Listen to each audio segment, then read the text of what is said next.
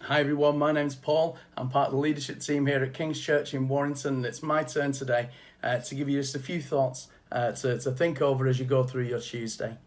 I've had permission before to use this story, and I'd like to use it again actually, if it's okay, to tell you a true story that happened within a 24-hour period for my father-in-law. I love him to bits, but he's one of those people, just like many of us are, who can be a little accident prone at times. See, what happened was this. We were on holiday.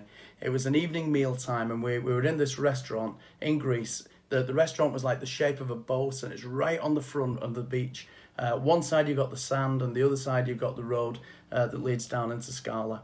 And we were out for this meal. And for those of you who don't know, often when you go for a meal in a Greek restaurant, they will bring out a basket of bread and olive paste and things like that, just as a bit of an appetizer before you start your meal.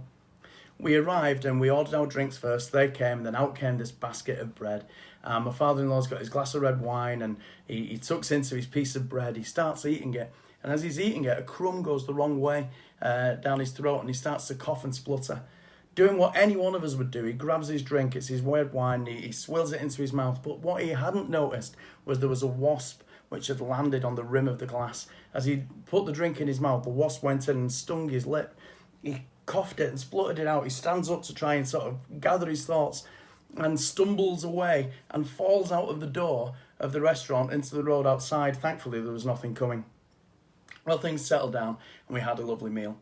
Next morning, we're down at the poolside, and my father-in-law comes walking along, proud as punch, along the side of the pool, and jumps into the pool next to us all.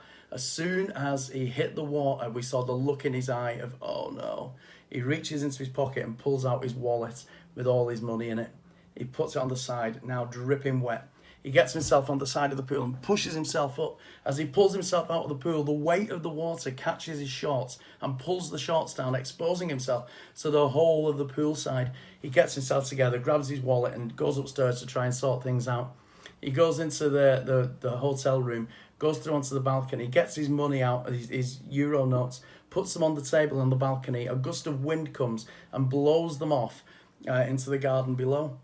Well, he gets through the rest of the morning because he and my mother-in-law were out for the day later on. So they went downstairs, got the things, got on a boat trip, and went around the island right at the very northern tip. We're living at the bottom tip. The boat gets stopped. It gets impounded because they didn't have a license, or there was a fire, or something went wrong, which meant that the boat couldn't sail anymore, and they had to find their way back across this island to get home in time for tea. He was just having one of those days. There's a story in the Bible of someone who was having just one of those days. His name was Zacchaeus. Zacchaeus was a really short bloke, and he had always wanted to get to see Jesus, but couldn't get there because the crowds were too big. He just couldn't see through to see where Jesus was. He was a tax collector. People just couldn't stand this lad. He was someone who everyone thought was a cheat. He was taking the money. He was serving Rome, and that was the last thing he'd want to do. And so he decides he's going to find a way to get around the back of the crowd, climb a tree, and look on from above to see what Jesus is doing. Jesus comes along, and just as Jesus gets to the tree, Zacchaeus is thinking, I can see him now. Jesus stops, looks into the tree, and says, Zacchaeus. Isn't it interesting? He knew his name. But he said, Zacchaeus, come on down. I'm coming to yours for a feed tonight.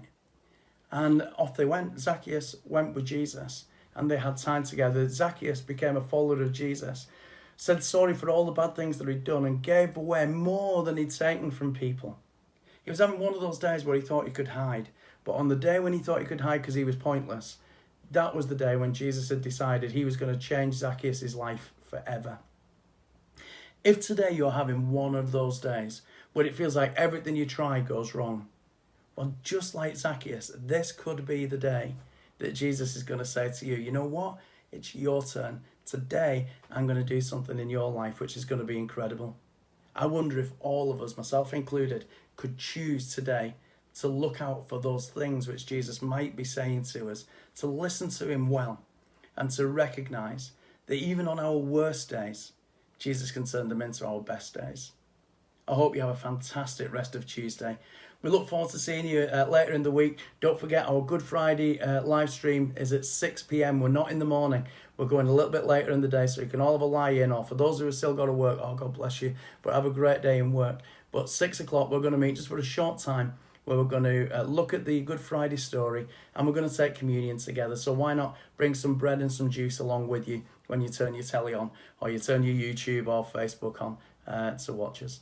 So have a great week, and we'll see you later in it. God bless you.